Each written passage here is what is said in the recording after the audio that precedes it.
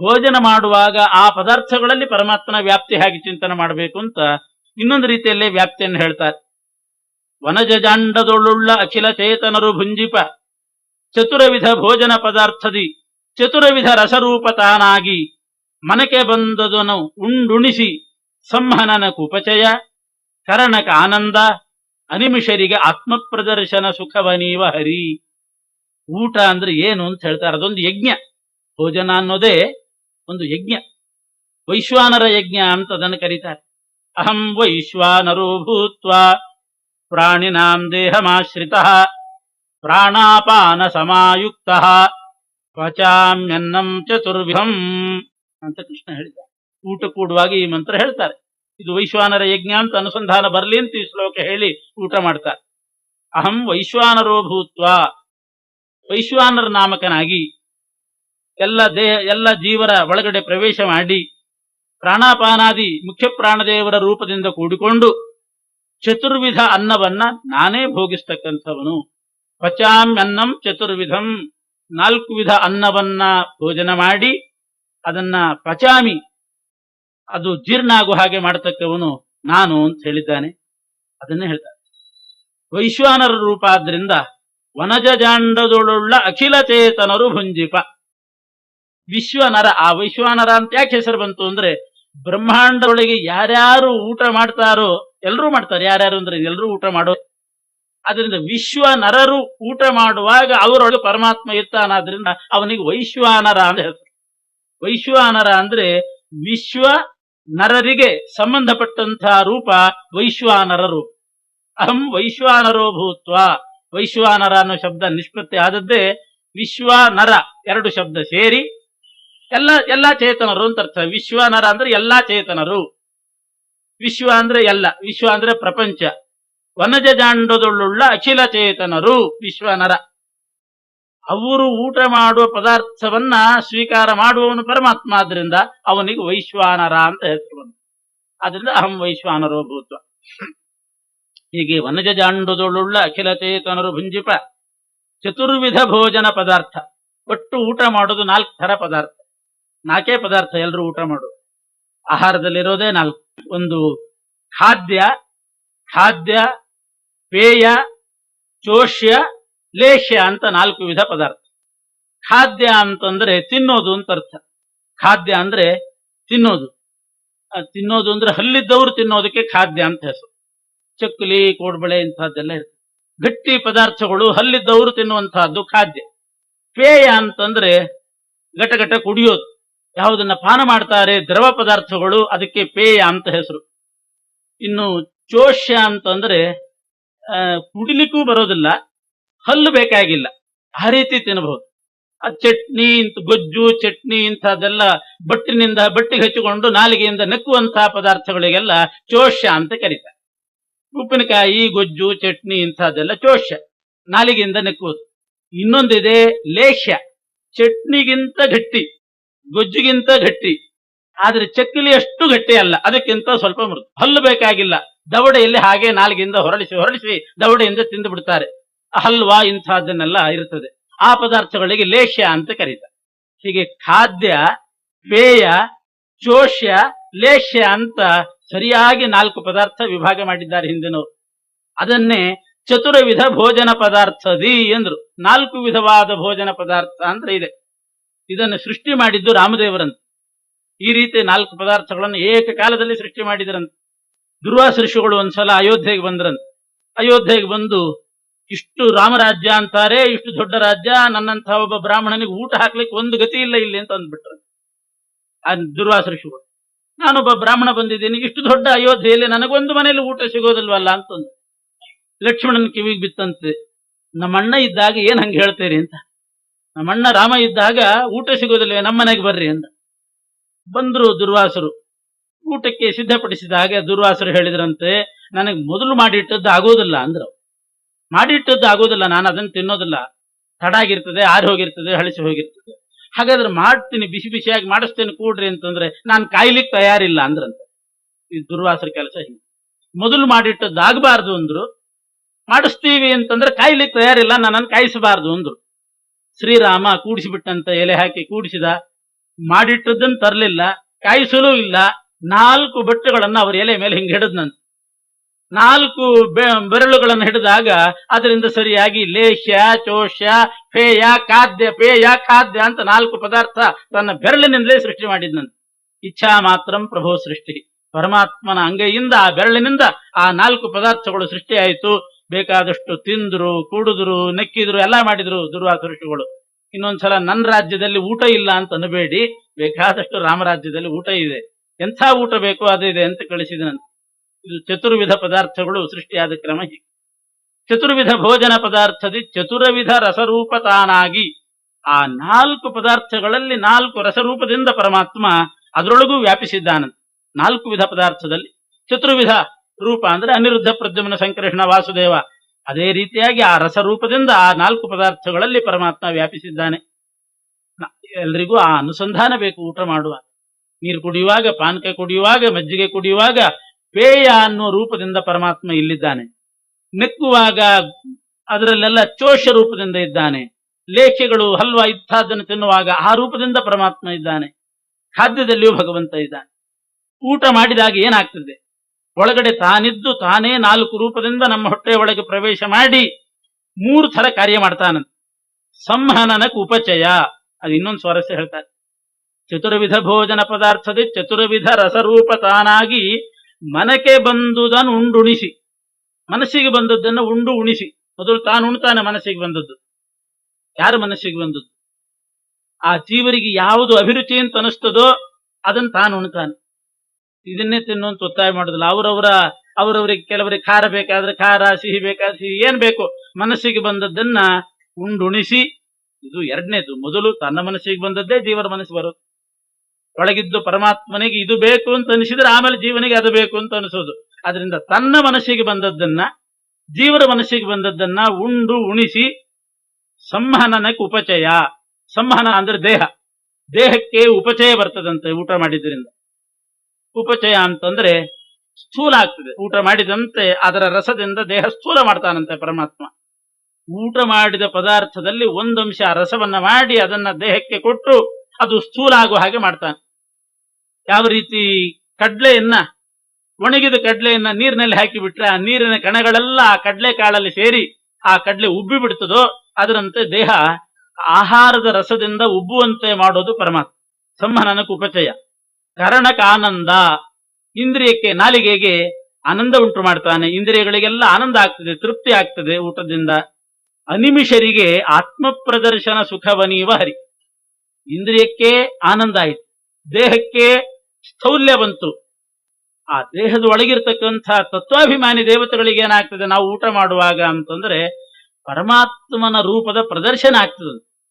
ಆ ಏನೇನು ಭೋಜನ ಪದಾರ್ಥಗಳನ್ನು ಸ್ವೀಕಾರ ಮಾಡ್ತೀವಿ, ಒಂದೊಂದು ಅಗಳಿನಲ್ಲಿ ಭಗವದ್ ರೂಪ ಇರ್ತದೆ, ಖಂಡ ರೂಪ ಇರ್ತದೆ. ಇಡೀ ಒಂದೊಂದು ತುತ್ತಿನಲ್ಲಿ ಅಖಂಡ ರೂಪ ಒಂದು ಸೇರ್ಕೊಳ್ತದೆ. ಖಂಡ ರೂಪನೂ ಇರ್ತದೆ, ಒಂದು ತುತ್ತು ಮಾಡಿದಾಗ ಅಖಂಡ ರೂಪ ಆಗ್ತದೆ. ಪಾಯಸಾದಿಗಳನ್ನ ಮಾಡಿದಾಗ ಅದರಲ್ಲಿ ಒಂದೊಂದು ಬೆಲ್ಲ, ದ್ರಾಕ್ಷಿ, ಗೋಡಂಬಿ ಏನೇನು ಹಾಕ್ತಾರೆ ಅದರಲ್ಲಿ ಒಂದೊಂದು ಖಂಡ ರೂಪ ಇರ್ತದೆ. ಒಟ್ಟು ಸೇರಿಸಿ ಪರಮಾನ್ನ ಅಂತ ಮಾಡಿದಾಗ ಒಂದು ಅಖಂಡ ರೂಪ ಬರ್ತದೆ. ಪರಮಾತ್ಮನ ಆ ಅಖಂಡ ರೂಪಗಳು ಏನಿರ್ತದೆ ಆ ಪದಾರ್ಥದಲ್ಲಿ, ರಸದಲ್ಲಿ, ಆ ಭಗವದ್ ರೂಪದ ಸಾಕ್ಷಾತ್ಕಾರ ತತ್ವಾಭಿಮಾನಿ ದೇವತೆಗಳಿಗೆ ಆಗ್ತದಂತೆ ಊಟ ಮಾಡುವಾಗ. ನಾವು ಊಟ ಮಾಡುವಾಗ ನಮ್ಮಲ್ಲಿ ನಿಂತುಕೊಂಡು ತತ್ವಾಭಿಮಾನಿಗಳು ಮಾಡಿಸ್ತಾರೆ. ಮಾಡಿಸಿದ್ರಿಂದ ಅವರಿಗಾದದ್ದೇನು ಅಂತಂದ್ರೆ ಆತ್ಮ ಪ್ರದರ್ಶನ ಸುಖವನೀವ ಹರಿ. ತನ್ನ ದರ್ಶನದ ಸುಖವನ್ನ ಅವರಿಗೆ ಕೊಡ್ತಾನೆ. ನಮಗೆ ದೇಹಕ್ಕೆ ಸ್ಥೂಲತೆ ಕೊಡ್ತಾನೆ, ಇಂದ್ರಿಯಗಳಿಗೆಲ್ಲ ತೃಪ್ತಿಯನ್ನು ಉಂಟು ಮಾಡ್ತಾನೆ. ತನಗೂ ಒಂದಾಗತ್ತೆ. ತನಗಾಗೋದೇನು ಅಂತಂದ್ರೆ ಆ ಪದಾರ್ಥದಲ್ಲಿರ್ತಕ್ಕಂಥ ರೂಪ ಏನಿದೆ ಆ ರೂಪಕ್ಕೂ ಊಟ ಮಾಡುವವರಲ್ಲಿರ್ತಕ್ಕಂಥ ಭಗವದ್ ರೂಪಕ್ಕೂ ಐಕ್ಯ ಬಂದು, ಹೀಗೆ ತಾನು ಈ ರೀತಿ ಐಕ್ಯವನ್ನ ಚಿಂತನೆ ಮಾಡ್ತಾನೆ. ದೇವತೆಗಳಿಗೆ ತನ್ನ ಪ್ರದರ್ಶನ ಕೊಡ್ತಾನೆ, ದೇಹಕ್ಕೆ ಉಪಚಯ, ಕರಣಕ್ಕೆ ಆನಂದ. ಇದೇ ವೈಶ್ವಾನರ ಯಜ್ಞ ಅಂತ. ಇಷ್ಟೇ ಅಲ್ಲ, ನೀಡದಂದಲಿಪ್ಪಲಿಂಗಕ್ಕೆ ಷೋಡಶಾತ್ಮಕ ರಸ ವಿಭಾಗವ ಮಾಡಿ ಷೋಡಶ ಕಲೆಗಳಿಗೆ ಉಪಚಯಗಳನೆ ಕೊಡುತ್ತಾ 72,000 ನಾಡಿಗತ ದೇಹಗಳೊಳಗಿದ್ ಆಡುತ್ತಾನಂದಾತ್ಮ ಚರಿಸುವ ಲೋಕದೊಳುತ್ತಾನು. ಲಿಂಗದೇಹ, ನೀಡದಂದದ ಲಿಪ್ಪಲಿಂಗಕ್ಕೆ ಗೂಡಿನಂತೆ ಲಿಂಗದೇಹ ಇರ್ತದೆ ಜೀವನಿಗೆ. ಯಾಕೆಂದ್ರೆ ಲಿಂಗದೇಹದ ಒಳಗೆ ಜೀವ ಇರ್ತಾನೆ. ಜೀವನಿಗೆ ಲಿಂಗದೇಹ ಗೂಡಿನಂತೆ ಇರ್ತದೆ. ಲಿಂಗದೇಹ ಅಂತಂದ್ರೆ ಅದು ಷೋಡಶಾತ್ಮಕ ಲಿಂಗದೇಹ, 16 ಕಲೆಗಳಿಂದ ನಿರ್ಮಾಣ ಆಗಿರ್ತದೆ. ನಿರ್ಮಾಣ ಅಲ್ಲ, ಅನಾದಿ 16 ಕಲೆಗಳಿಂದ ಕೂಡಿರ್ತದೆ. ಅದು 5 ಜ್ಞಾನೇಂದ್ರಿಯ, 5 ಕರ್ಮೇಂದ್ರಿಯ, 5 ಶಬ್ದಾದಿ ವಿಷಯಗಳು, 1 ಮನಸ್ಸು. ಹೀಗೆ 16 ಕಲೆಗಳಿಂದ ಕೂಡಿದಂಥ ಲಿಂಗದೇಹಕ್ಕೂ ಕೂಡ ಷೋಡಶಾತ್ಮಕ ರಸವಿಭಾಗವ ಮಾಡಿ, ಊಟ ಮಾಡಿದ ಪದಾರ್ಥವನ್ನು 16 ರೀತಿ ವಿಭಾಗ ಮಾಡಿ ಒಂದೊಂದು ಕಲೆಗೂ ಆ ರಸವನ್ನು ಸೇರಿಸ್ತಾನಂತೆ. ಷೋಡಶಾತ್ಮಕ ಕಲೆಗಳಿಂದ ಕೂಡಿದ ಲಿಂಗದೇಹಕ್ಕೂ ಷೋಡಶಾತ್ಮಕ ರಸವನ್ನ ಷೋಡಶಾತ್ಮಕ ರೀತಿಯಲ್ಲಿ ವಿಭಾಗ ಮಾಡಿ ಆ ಲಿಂಗದೇಹಕ್ಕೂ ಕೂಡ ಉಪಚಯ ಕೊಡ್ತಾನಂತೆ. ಇಲ್ಲದಿದ್ರೆ ಅದು ಸವಿತಾ ಬಂದ್ರೆ ಲಿಂಗದೇಹದ ಗತಿಯೇನು? ಪರಮಾತ್ಮನ ಸಾಕ್ಷಾತ್ಕಾರ ಆದ ಮೇಲೇನೆ ಹೋಗಬೇಕು ಆ ಲಿಂಗದೇಹ. ಆದ್ರಿಂದ ಆ ಲಿಂಗದೇಹದ ಕಲೆಗಳು ಕೂಡ ದಿನೇ ದಿನೇ ಉಪಚಯ ಆಗ್ತಾ ಹೋಗ್ತದೆ. ಮನೆ ಕಟ್ಟಿಸಿದ ಮೇಲೆ ಹೊರಗಿಂದು ಆ ವೈಟ್ ವಾಶ್ ಎಲ್ಲ ಹೋದಂತೆ ಮತ್ತೆ ಮತ್ತೆ ವೈಟ್ ವಾಶ್ ಮಾಡ್ತಾನೇ ಇರ್ತಾರೆ, ಅದು ಹಂಗೆ ಇರಬೇಕು ಅಂತ. ಆ ರೀತಿ ಲಿಂಗದೇಹದ ಕಲೆಗಳಿಗೆ ಉಪಚಯ ಕೊಡ್ಲಿಕ್ಕೆ ಊಟ ಮಾಡಿದ ಪದಾರ್ಥದಲ್ಲಿ 16 ವಿಭಾಗ ಮಾಡಿ ಅದಕ್ಕೆ ಉಪಚಯ ಕೊಡ್ತಾನಂತೆ ಪರಮಾತ್ಮ. ಕ್ರೋಢ 72,000 ನಾಡಿಗತ ದೇವತೆಗಳೊಳಗಿದ್ದ ಆಡುತ್ತಾ. ನಮ್ಮ ದೇಹದೊಳಗೆ ಕ್ರೋಢ ಅಂದ್ರೆ ಪ್ರಾಸಕ್ಕೆ ಹೇಳಿದ್ದಾರೆ, ವರಾಹ ರೂಪಿಯಾಗಿರತಕ್ಕಂತಹ ಪರಮಾತ್ಮ. ನೀಡದಂದದ ಲಿಪ್ಪಲಿಂಗಕ್ಕೆ ಷೋಡಶಾತ್ಮಕ ರಸವಿಭಾಗವ ಮಾಡಿ ಷೋಡಶ ಕಲೆಗಳಿಗೆ ಅಂತ, ಅದೇ ರೀತಿ ಕ್ರೋಢ ಅಂತ ಪರಮಾತ್ಮನ ನಾಮ. ಆ ಪರಮಾತ್ಮ 72,000 ನಾಡಿಗಳಲ್ಲಿ ನಮ್ಮ ದೇಹದೊಳಗಿದ್ದಾನೆ. 72,000 ನಾಡಿ ವಿಚಾರ ಮುಂದೆ ನಾಡಿ ಪ್ರಕರಣ ಸಂಧಿ ಅಂತಲೇ ಬಂದಿದೆ, ಅದರಲ್ಲಿ ಬರ್ತದೆ. ದೇಹದಲ್ಲಿ 72,000 ನಾಡಿ ಯಾವುದು, ಹೇಗಿದ್ದಾನೆ, ಅದೆಲ್ಲ ಮುಂದೆ ಹೇಳೋಣ. ಊಟ ಮಾಡುವಾಗ ನೀರು ಪ್ರಧಾನವಾದದ್ದು, ಅದರಲ್ಲೆಲ್ಲ ಭಗವದ್ ರೂಪ ಚಿಂತನೆ ಮಾಡಬೇಕು. ವಾರಿವಾಚ್ಯನು ವಾರಿಯೊಳಗಿದ್ದು 6 ರಸವೆಂದೆನಿಸಿ 36,000 ಸ್ತ್ರೀ ಪುರುಷ ನಾಡಿಯೊಳು ತದ್ರೂಪಧಾರಕನು ತಾನಾಗಿ ಸರ್ವ ಶರೀರಗಳಲ್ಲಿ ಅಹಶ್ಚ ರಾತ್ರಿ ವಿಹಾರ ಮಾಳ್ಪನು ಬೃಹತಿ ಎಂಬ ಸುನಾಮದಿಂ ಕರೆಸಿ. ದೇಹದೊಳಗೆ ಅದೇ 72,000 ನಾಡಿದ್ದೇ ಮುಂದೆ ಹೇಳಿದ್ರು, ಈ ಪದ್ಯದಲ್ಲೂ ಹೇಳ್ತಾರೆ. ಬಲಭಾಗದಲ್ಲಿ 36,000 ನಾಡಿ, ಎಡಭಾಗದಲ್ಲಿ 36,000 ನಾಡಿ ಇರ್ತದೆ. ಒಟ್ಟು 72,000 ಆಯ್ತು. ಬಲಭಾಗದ 36,000 ನಾಡಿಗೆ ಪುರುಷ ನಾಡಿ ಅಂತ ಕರೀತಾರೆ. ಎಡಭಾಗದ 36,000 ನಾಡಿ ಸ್ತ್ರೀ ನಾಡಿ ಅಂತ ಅದಕ್ಕೆ ಹೆಸರು. ಬಲಗಡೆ 36,000 ಪುರುಷ ನಾಡಿಗಳಲ್ಲಿ ಮುಖ್ಯ ಪ್ರಾಣದೇವರಿರ್ತಾರೆ. ಎಡಗಡೆ 36,000 ಸ್ತ್ರೀ ನಾಡಿಗಳಲ್ಲಿ ಭಾರತೀ ದೇವಿಯರಿರ್ತಾರೆ. ಅವರೊಳಗೆ ಪರಮಾತ್ಮ ಅಲ್ಲಿ ನೆಲೆಸಿರ್ತಾನಂತೆ. ಭಾರತೀ ದೇವಿ ಮತ್ತು ಮುಖ್ಯ ಪ್ರಾಣದೇವರೊಳಗೆ ಪರಮಾತ್ಮ ಬಲಭಾಗದ 36,000 ನಾಡಿಗಳಲ್ಲಿ ಪುರುಷ ರೂಪದಿಂದ ನೆಲೆಸಿರ್ತಾನೆ ಪರಮಾತ್ಮ. ಎಡಭಾಗದ 36,000 ನಾಡಿಗಳಲ್ಲಿ ಸ್ತ್ರೀ ರೂಪದಿಂದ ನೆಲೆಸಿರ್ತಾನೆ.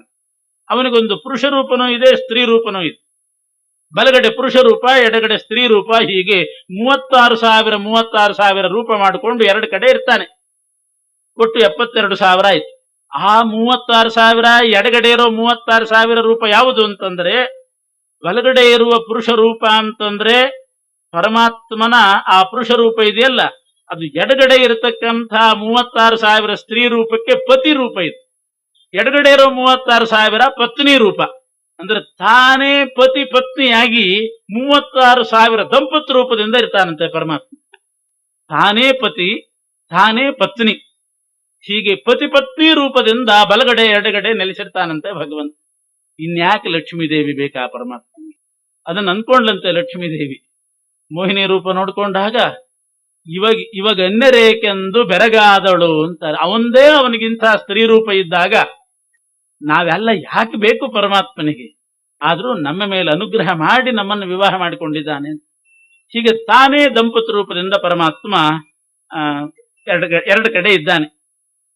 ವಾರಿವಾಚ್ಯನು ವಾರಿಯೊಳಗಿದ್ದ 6 ರಸವೆಂದೆನಿಸಿ. ನೀರಿನೊಳಗೆ ವಾರಿ ಅಂದ್ರೆ ನೀರು, ವಾರಿ ಒಳಗೆ ವಾರಿ ಶಬ್ದದಿಂದ ಅಲ್ಲಿ ನೆಲೆಸಿದ್ದಾನೆ. 6 ರಸ, ಉಪ್ಪು, ಹುಳಿ, ಖಾರ, ಸಿಹಿ, ಕಹಿ, ಒಗರು ಅಂತ 6 ರಸ. ಉಪ್ಪು ರಸ ಅಂದ್ರೆ ನೀರಿನ ಧರ್ಮ, ಅದರಿಂದಲೇ ಎಲ್ಲಾ ಕಡೆ ರಸ ಬರೋದು. 6 ರಸ ಜಗತ್ತಿನಲ್ಲಿ ಪ್ರಸಿದ್ಧವಾದ, ಮತ್ತೊಂದು ಇಲ್ಲೇ ಇಲ್ಲ. ಉಪ್ಪು, ಹುಳಿ, ಖಾರ, ಕಹಿ, ಸಿಹಿ, ಒಗುರು ಅಂತ 6 ರಸವಾಚ್ಯನಾಗಿ ರಸರೂಪನಾಗಿ ದೇಹದಲ್ಲಿರುವ 36,000 ಸ್ತ್ರೀ ಪುರುಷ ನಾಡಿಯೋಳು, ನೇರವಾಗಿ ನಾಡಿಯಲ್ಲಿಲ್ಲ, ಮುಖ್ಯ ಪ್ರಾಣದೇವರೊಳಗೆ ಇದ್ದಾನೆ. ತದ್ರೂಪಧಾರಕನು ತಾನಾಗಿ ಸ್ತ್ರೀ ಪುರುಷ ರೂಪಧಾರಕನಾಗೇ ಇದ್ದಾನೆ. ಸರ್ವರ ಶರೀರಗಳಲ್ಲಿ ಈ ರೀತಿ ಇದ್ದು ಅಹಶ್ಚರಾತ್ರಿ ವಿಹಾರ ಮಾಳ್ಪನು, ತಾನೇ ದಂಪತಿ ರೂಪದಿಂದ ಪತಿಪತ್ನಿ ರೂಪದಿಂದ ವಿಹಾರ ಮಾಡ್ತಾ ನಮ್ಮ ದೇಹದಲ್ಲಿದ್ದಾನೆ. ಆ 72,000 ರೂಪ ಅಥವಾ 36,000 ದಂಪತಿ ರೂಪ, ಅದಕ್ಕೆ ಹೆಸರೇನು ಅಂತಂದ್ರೆ ಬೃಹತಿ ಎಂಬ ಸುನಾಮದೆಂ ಕರೆಸಿ, ಅದನ್ನೇ ಬೃಹತಿ ಅಂತ ಕರೀತಾರೆ. ಬೃಹತಿ ಅನ್ನೋ ಹೆಸರು ಇತ್ತೀಚೆಗೆ ಬಹಳ ಪ್ರಸಿದ್ಧಿಗೆ ಬರ್ತಾ ಇತ್ತು. ಬೃಹತಿ ಸಹಸ್ರ ಹೋಮ ಅಂತ ಬೃಹತಿ ಅನ್ನೋ ಹೆಸರು ಬಹಳ ಪ್ರಸಿದ್ಧ. ನಮ್ಮ ದೇಹದ ಒಳಗೇ ಇರತಕ್ಕಂಥ ಪರಮಾತ್ಮನ 72,000 ರೂಪಗಳಿಗೆ ಆಹುತಿ ಕೊಡೋದೇ ಬೃಹತಿ ಸಹಸ್ರ ಹೋಮ. ಬೃಹತಿ ಅಂತ ಪರಮಾತ್ಮನ ಹೆಸರು. ಬೃಹತಿ ಅಂದ್ರೆ 36 ಅಂತ ಅರ್ಥ. 36,000 ದಂಪತಿ ರೂಪದಿಂದ ಪರಮಾತ್ಮ ಇದ್ದ. ದಾಸರು ಇನ್ನೊಂದು ಕಡೆ ಹೇಳ್ತಾರೆ, ಮುಂದೆ ಬಹಳ ಚೆನ್ನಾಗಿ ಹೇಳಿದ್ದಾರೆ. ಅವರ ಅನುಸಂಧಾನ ಹಾಗೆ, ಆ ಮಟ್ಟದ ಅನುಸಂಧಾನ ಯಾರ್ಯಾರಿಗೂ ಬರ್ಲಿಕ್ಕಿಲ್ಲ. ಅವ್ರು ಹೇಳ್ತಾರೆ ದಾಸರು, ಯಾರಾದ್ರೂ ಒಬ್ಬ ಬ್ರಾಹ್ಮಣನನ್ನ ಮನೆ ಕರೆಸಿ ಒಂದು ತಾಂಬೂಲ ದಕ್ಷಿಣೆ ಕೊಡುವಾಗ ಯಾವ ಅನುಸಂಧಾನ ನಿಮಗೆ ಬೇಕು ಅಂತಂದ್ರೆ, ನಾವು ಯಾರೋ ಒಬ್ಬ ಬ್ರಾಹ್ಮಣನಿಗೆ ಸಹಾಯ ಮಾಡ್ತಿದ್ದೀವಿ ಅಥವಾ ಇವರಿಗೆ ನಾವು ಊಟ ಹಾಕ್ತಾ ಇದ್ದೀವಿ, ಭೋಜನ ಮಾಡಿಸ್ತಿದ್ದೀವಿ, ದಕ್ಷಿಣೆ ಕೊಡ್ತಿದ್ದೀವಿ ಅಂತ ಆ ಅಧಿಷ್ಠಾನದ ಆ ಬ್ರಾಹ್ಮಣನಿಗೆ ಕೊಡ್ತಿದ್ದೀವಿ ಅಂತ ಅನುಸಂಧಾನ ಬೇಡ. 36,000 ದಂಪತಿ ಪೂಜೆ ಮಾಡ್ತಿದ್ದೀವಿ ಅನ್ನೋ ಅನುಸಂಧಾನ ಇರ್ಬೇಕಂತ. ಒಬ್ಬ ಬ್ರಾಹ್ಮಣನಿಗೆ ಊಟ ಮಾಡಿಸುವಾಗ 36,000 ದಂಪತಿ ಭೋಜನ ಮಾಡಿಸ್ತಾ ಇದ್ದೀವಿ ಅನ್ನೋ ಅನುಸಂಧಾನ ಮಾಡ್ಲಿಕ್ಕೆ ಬರ್ತದೆ. ಅದಕ್ಕೆ ಪರಮಾತ್ಮನ ಪೂಜೆ ಅನುಸಂಧಾನ ಮಾಡ್ಕೊಂಡು ಹೋದ್ರೆ ಶ್ರೇಯಸ್ಸು ಬಹಳ ಸುಲಭ. ಇದು ದಾಸರಿಗಿತ್ತು. ಅವರು ಅದನ್ನ ಆ ಅನುಸಂಧಾನದ ಇದ್ದದ್ರಿಂದ ಅವ್ರು ಹೇಳ್ತಿದ್ದಾರೆ. ಅವಾಗ ಏನಾಯ್ತು, ಇಡೀ ಜನ್ಮದಲ್ಲಿ ಒಂದು ದಿನ ಯಾರಾದ್ರೂ ಒಬ್ಬ ಬ್ರಾಹ್ಮಣನಿಗೆ ಭೋಜನ ಮಾಡಿಸುವಾಗ ಈ ಅನುಸಂಧಾನ ಮಾಡ್ರಿ, ಪ್ರತಿ ನಿತ್ಯ ಒಂದೊಂದು ದಂಪತಿ ಊಟ ಮಾಡಿಸಿದ ಫಲ ಬರ್ತದೆ ಅಂತ. ಯಾಕೆ? ಒಬ್ಬ ಮನುಷ್ಯ ಬಾಳೋದು ಎಷ್ಟು ದಿವಸ? ಒಬ್ಬ ಮನುಷ್ಯನ ಜೀವನ ಅಂದ್ರೆ ಎಷ್ಟು ದಿವಸ? ಪರಮಾತ್ಮ ಹಾಕಿದ ಲೆಕ್ಕ ಪ್ರಕಾರ ಶತಾಯುರ್ವೈ ಪುರುಷ, ಒಬ್ಬ ಮನುಷ್ಯನಿಗೆ 100 ವರ್ಷ ಆಯುಷ್ಯ ಅಂತ. ಈಗೆಲ್ಲ ಕಡಿಮೆ ಆಗಿದೆ ಅಂತ ಇಟ್ಕೊಳ್ರಿ, ಸ್ಥೂಲವಾಗಿ 100 ಅಂತ ಲೆಕ್ಕ. 100 ವರ್ಷ ಆಯುಷ್ಯ ಬದುಕ್ತಾನೆ ಒಬ್ಬ ಮನುಷ್ಯ ಸರಿಯಾಗಿ. ಪರಮಾತ್ಮನ ಇದು ಇಚ್ಛೆ ಇದ್ರೆ 100 ವರ್ಷ. 100 ವರ್ಷಕ್ಕೆ ದಿವಸ ಎಷ್ಟಾಯ್ತು? 100 ವರ್ಷ ಅಂತಂದ್ರೆ 1 ವರ್ಷಕ್ಕೆ 360 ದಿನ, 100 ವರ್ಷಕ್ಕೆ 36,000 ದಿನ ಆಯ್ತು. ಒಬ್ಬ ಮನುಷ್ಯನ ಆಯುಷ್ಯ ಅಂತಂದ್ರೆ 36,000 ದಿನ. ಪ್ರತಿ ನಿತ್ಯ ಯಾರಿಗಾದ್ರೂ ದಂಪತಿ ಪೂಜೆ ಮಾಡಿಸ್ಲಿಕ್ಕೆ ಬರ್ತದೆ? ಹುಟ್ಟಿದಾಗ ಯಾರಾದ್ರೂ ಮಾಡ್ತಾರೋ? ಆದ್ರಿಂದ ಒಟ್ಟು ಅವನ ಜೀವನದ ಅವಧಿನೇ 36,000 ದಿನ. ದಿನಕ್ಕಂತೂ ಯಾರಿಗೂ ದಂಪತಿ ಭೋಜನ ಮಾಡಿಸ್ಲಿಕ್ಕೆ ಬರೋದಿಲ್ಲ. ಆದ್ರಿಂದ ಯಾವತ್ತಾದ್ರೂ ಅನುಕೂಲ ಆದಾಗ, ದೇವರು ಕೊಟ್ಟಾಗ, ಸಂಪತ್ತು ಕೊಟ್ಟಾಗ ಅದರಲ್ಲಿ ಸಾಕ್ಷ್ಯ ಮಾಡದೆ ಒಬ್ಬ ಬ್ರಾಹ್ಮಣನಿಗೆ ಒಂದು ದಿನ ಭೋಜನ ಮಾಡಿಸುವಾಗ ಈ ಅನುಸಂಧಾನ ಮಾಡಿಬಿಟ್ರೆ ದಿನಕ್ಕೊಂದು ದಂಪತಿ ಭೋಜನ ಮಾಡಿಸಿದ ಪುಣ್ಯ ಆತಂದ ಆಗ್ತದೆ ಅಂತಾರೆ ದಾಸ. ಈ ರೀತಿ ಯಾಕೆ ಅಂತಂದ್ರೆ, ಆ ವ್ಯಕ್ತಿಯಲ್ಲಿ ಯಾರು ಬಂದಿದ್ದಾರೆ ಅವರಲ್ಲಿ 36,000 ಬಲಗಡೆ, 36,000 ಎಡಗಡೆ ಪರಮಾತ್ಮನ ಪತಿ ಪತ್ನಿ ರೂಪ ಇದೆ. ಬೃಹತಿ ಎಂಬ ಸುನಾಮದೆಂ ಕರೆಸಿ ಈ ಅನುಸಂಧಾನ ಮಾಡಿಬಿಟ್ರೆ ಶ್ರೇಷ್ಠ ದಂಪತಿಗಳು, ಸರ್ವೋತ್ಕೃಷ್ಟ ದಂಪತಿಗಳಿಗೆ ಊಟ ಮಾಡಿಸಿದ ಪುಣ್ಯ ಬರೋದಿಲ್ವೇ ಅಂತ. ವಾರಿವಾಚ್ಯನು ವಾರಿಯೊಳಗಿದ್ದ 6 ರಸವೆಂದೆನಿಸಿ 36,000 ಸ್ತ್ರೀ ಪುರುಷ ನಾಡಿಯೋಳು ತದ್ರೂಪಧಾರಕನು ತಾನಾಗಿ ಸರ್ವ ಶರೀರಗಳೇ ಅಹಶ್ಚರಾತ್ರಿ ವಿಹಾರ ಮಾಳ್ಪನು ಬೃಹತಿ ಎಂಬ ಸುನಾಮದೆಂ ಕರೆಸಿ. ಭೋಜನ ರಸ ವಿಭಾಗ ಸಂಧಿಯಲ್ಲಿ ದಾಸರು ಚತುರ್ವಿಧ ಭೋಜ್ಯ ಪದಾರ್ಥಗಳಲ್ಲಿ ಪರಮಾತ್ಮ ಚತುರ್ವಿಧನಾಗಿದ್ದಾನೆ ಅಂತ ಹೇಳಿ, ನಾವು ಊಟ ಮಾಡಿದಂತಹ ಸ್ಥೂಲ ಪದಾರ್ಥವನ್ನ 16 ವಿಭಾಗ ಮಾಡಿ, ಆ ರಸವನ್ನ 16 ವಿಭಾಗ ಮಾಡಿ, ಷೋಡಶ ಕಲಾತ್ಮಕವಾದಂತಹ ಲಿಂಗದೇಹದ ಕಲೆಗಳಿಗೆ ಉಪಚಯ ಕೊಡ್ತಾನೆ. 5 ಜ್ಞಾನೇಂದ್ರಿಯ, 5 ಕರ್ಮೇಂದ್ರಿಯ, 5 ತನ್ಮಾತ್ರಗಳು, ಶಬ್ದಾದಿ ವಿಷಯಗಳು 5, 1 ಮನಸ್ಸು. ಹೀಗೆ 16 ಕಲೆಗಳಿಂದ ಕೂಡಿದ ಲಿಂಗದೇಹ 16 ಕಲೆಗಳಿಗೆ ಉಪಚಯ ಆಗಬೇಕು, ಅದು ಅಭಿವೃದ್ಧಿ ಆಗಬೇಕು. ಅದಕ್ಕೋಸ್ಕರವಾಗಿ 16 ರಸ ವಿಭಾಗ ಮಾಡಿ ಅದಕ್ಕೆ ಹಂಚುತ್ತಾನೆ ಅನ್ನೋದನ್ನ ನಿರೂಪಣೆ ಮಾಡಿ, ವಾರಿವಾಚ್ಯನಾದ ಪರಮಾತ್ಮ ವಾರಿಯೊಳಗಿದ್ದು ನೀರಿನ ಪ್ರಧಾನ ಗುಣವಾದಂತಹದ್ದು ರಸ. 6 ರಸಗಳು ಪ್ರಧಾನವಾಗಿದೆ. 6 ರಸಗಳಲ್ಲಿ ರಸರೂಪನಾಗಿ ತಾನಿದ್ದು ನಮ್ಮ ದೇಹದಲ್ಲಿ 36,000 ಸ್ತ್ರೀ ಪುರುಷ ನಾಡಿ ಅಂತಂದ್ರೆ ಒಟ್ಟು 72,000 ನಾಡಿಗಳಲ್ಲಿ ಆ ರಸವಾಚ್ಯನಾದ ಪರಮಾತ್ಮ, ರಸದಲ್ಲಿರೋ ಪರಮಾತ್ಮ 72,000 ನಾಡಿಯಲ್ಲಿದ್ದಾನೆ ಅಂತ ಮೂರನೇ ಪದ್ಯದಲ್ಲಿ ಸೂಕ್ಷ್ಮವಾಗಿ ಹೇಳಿದರು. ವಾರಿವಾಚ್ಯ ವಾರಿಯೊಳಗಿದ್ದು 6 ರಸವೆಂದೆನಿಸಿ 6 ರಸದಲ್ಲಿ ರಸನಾಮಕನಾಗಿದ್ದು ನಮ್ಮ ದೇಹದ 72,000 ನಾಡಿಗಳಲ್ಲಿದ್ದಾನೆ. ರಸದಲ್ಲಿರೋ ಪರಮಾತ್ಮನಿಗೂ ನಮ್ಮ ನಾಡಿಗಳಲ್ಲಿರೋ ಪರಮಾತ್ಮನಿಗೂ ಏನ್ ಸಂಬಂಧ? ವಾರಿವಾಚ್ಯ ರಸದಲ್ಲಿದ್ದಾನೆ ಅಂತ ಹೇಳಿದ್ರೆ ಸಂಬಂಧ ಇದೆ. ಯಾಕೆ? ರಸ ಅನ್ನೋದು ಪ್ರಧಾನವಾಗಿ ಅದು ಜಲದ್ದೇ ಗುಣ, ನೀರಿಂದೇ ಗುಣ. ಆದ್ರಿಂದ ವಾರಿವಾಚ್ಯ ರಸದಲ್ಲಿದ್ದು ನಮ್ಮ ನಾಡಿಯಲ್ಲಿದ್ದಾನೆ ಅಂತಂದ್ರೆ ಅದಕ್ಕೆ ಮುಂದಿನ ಪದ್ಯದಲ್ಲಿ ರಸದಲ್ಲಿರೋ ಪರಮಾತ್ಮ ನಮ್ಮ ದೇಹದ 72,000 ನಾಡಿಗಳಲ್ಲಿದ್ದಾನೆ ಅನ್ನೋದಕ್ಕೆ ಏನ್ ಸಂಬಂಧ ಅಂತ ವಿವರಣೆ ಮಾಡ್ತಾರೆ.